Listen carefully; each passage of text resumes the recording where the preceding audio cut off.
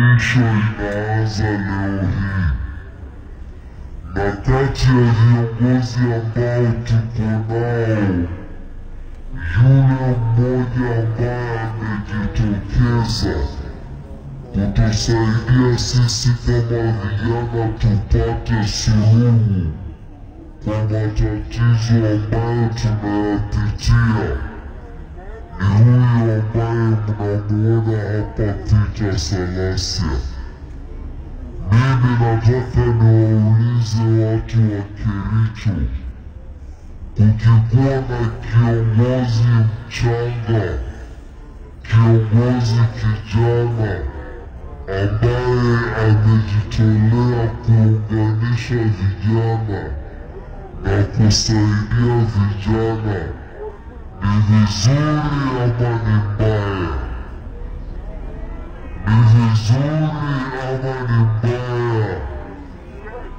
Na nyinyi mtamuunga mkono ama mtamwachilia?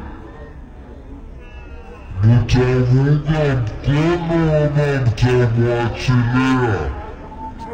Si mnajua yeye alichaguliwa kama hana kitu chochote, na sisi tunasema kama vijana hakutaki akuwe peke yake. Kama sisi vijana wengine na hapa Kericho na kote Kenya tunataka wachaguliwe wabunge wengi vijana kama yeye Peter Salasya, na hatuwezi kuchaguliwa kama hatuna viongozi wa kupatia vijana nafasi. Na vile mnaona hapa, hata watu ambao wanazungumza na huyu Peter Salasya ni vijana wadogo. Mimi miaka yangu ni kidogo, juzi tu nimeingiza miaka 25. Kwa hiyo mimi ni kijana mdogo sana. Wengine wengi wanazungumza ni vijana wadogo. Sasa mtu asikuje na porojo hapa kesho aseme eti wao kama ni viongozi wanashughulikia masuala ya viongozi. Wakikuwa viongozi wakikuja hapa mwaulize wanatembea na vijana wagani, ni vijana wapi ambao wameweka katika vyama zao, na muambie tumeona Peter Salasya anatembea na vijana. Mimi nataka niwaulize kwa mara ya mwisho, watu wa Kericho, mtamuunga mkono Peter Salasya?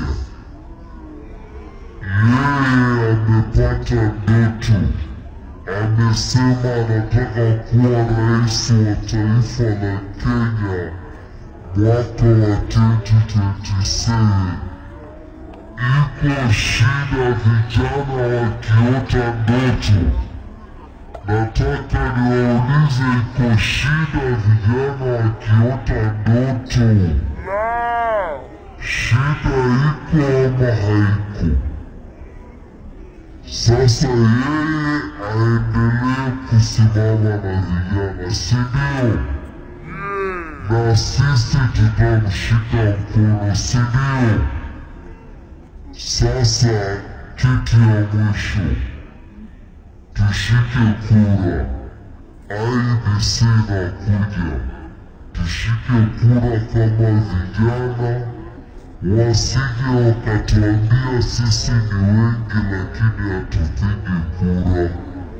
Wakisema sisi ni wengi hatupigi kura, tuwaambie 2027 ikifika tutawaonyesha. Na hiyo 2027 kijana Peter Salasya ndiye kiboko yao. Watu wa Kericho msilale, tubaki chonjo, tubaki imara. Wazazi wetu wanatuangalia sisi. Sawa sawa. Vijana fire! Vijana fire! Sasa kabla ya mheshimiwa, tuko na kiongozi hapa.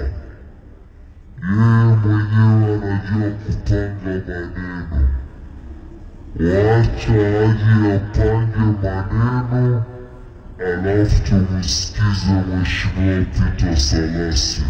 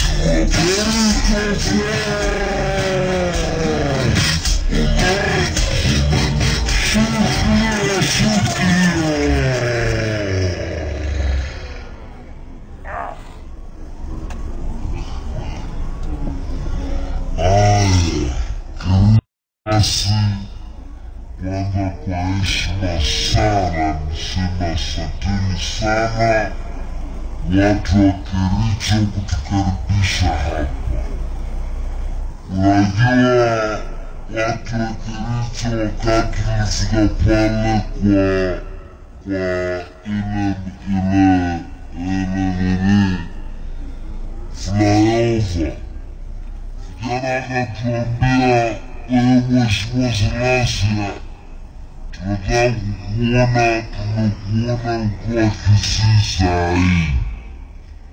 Tumekuona ukiwa kule Suneka, ukiwa kule Ugembo, mpaka kule Kilgoris, mpaka kule tumekuona kule Masimba, kule Keroka, Kisii Town, na tumekuona pia pale Nyamira na timu za sehemu zingine. Pia jana wananiambia pia tulikuona huko Kibao, Suswa, Tulele, Narok Town, kifanya mikutano sana. Alafu pia ulikuwa kule Mloti,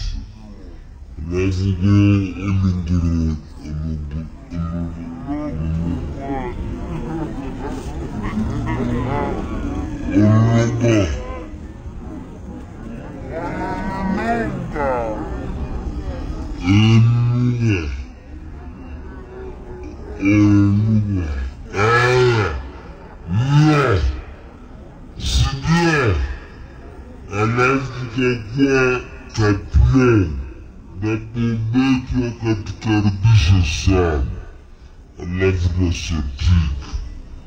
Sasa akasema wewe unapenda Kenya yote, sasa lazima uwezi pita hapa Kericho kabla hujatusalamia. Ara juzi tumekuona kule Namanga, ukakuwa kule Namanga mpaka Kenya na Tanzania wakikuja na wakupenda.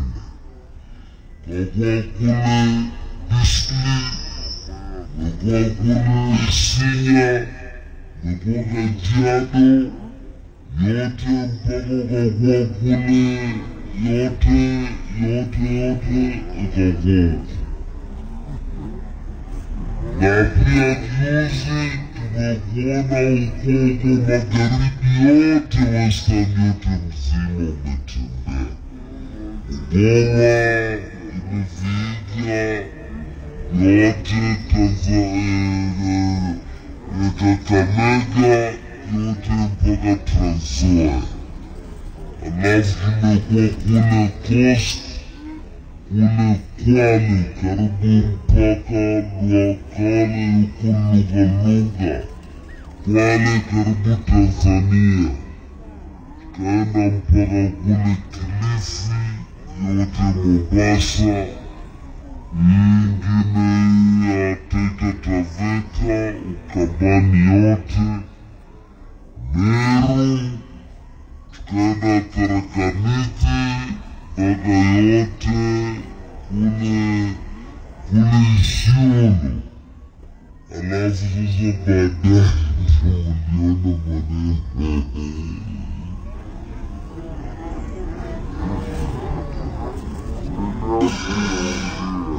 uliona maneno serikali nyingi. Sasa unajua nataka niambie Mungu wakuwa nafanya fabrication.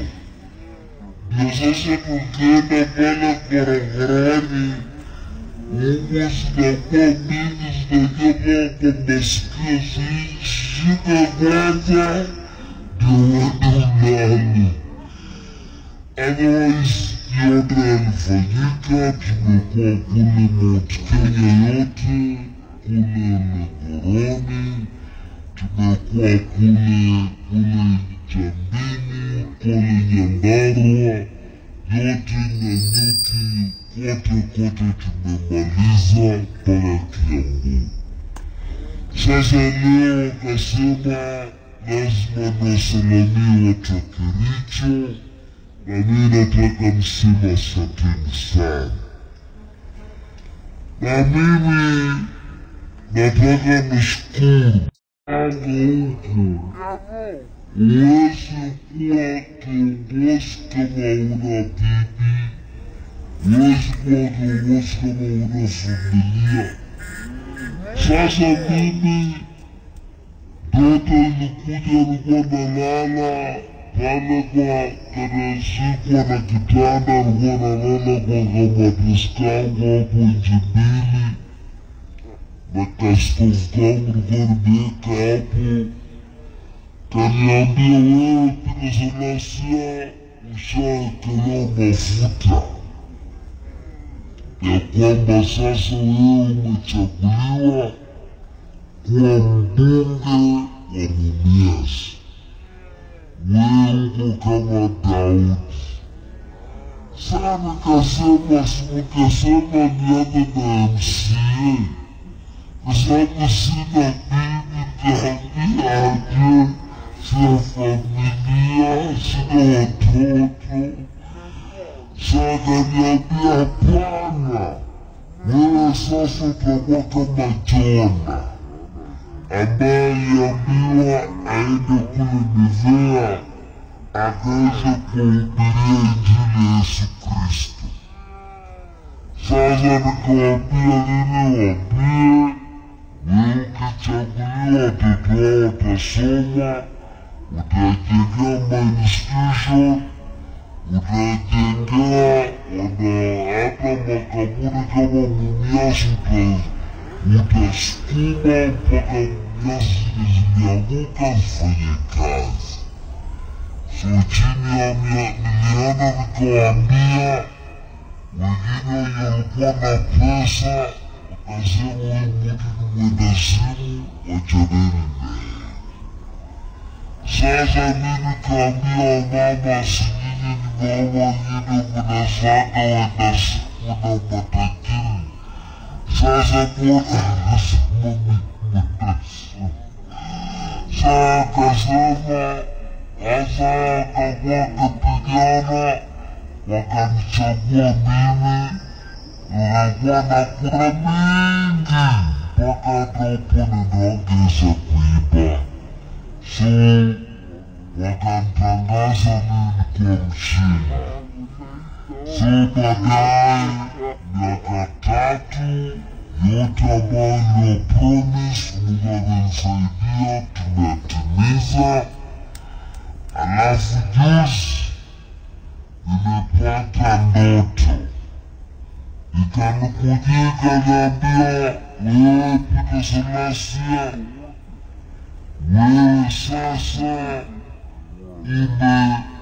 umebarikiwa, uko kama Mama Mary ambaye yeye amebarikiwa kuzaa.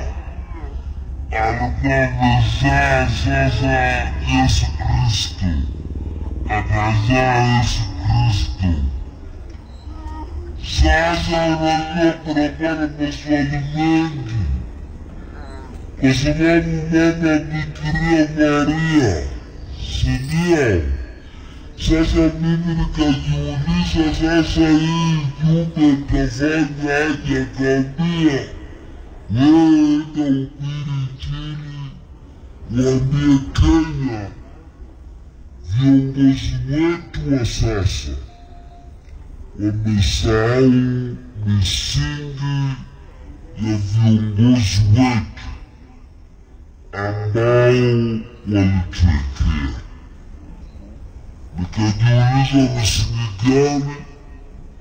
Kaniambia misingi ambao viongozi wetu waanzilishi wa taifa la Kenya walikuwa wametuwekelea, wakiwemo Mheshimiwa Moi na kina Kenyatta na kina Kibaki walituwekelea.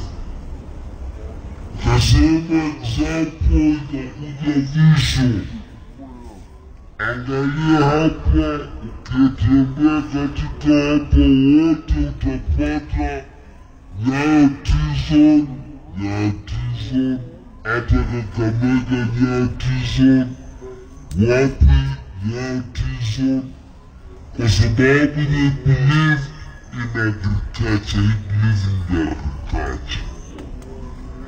Nakumbuka wakati nilienda kule Mwea, nikaona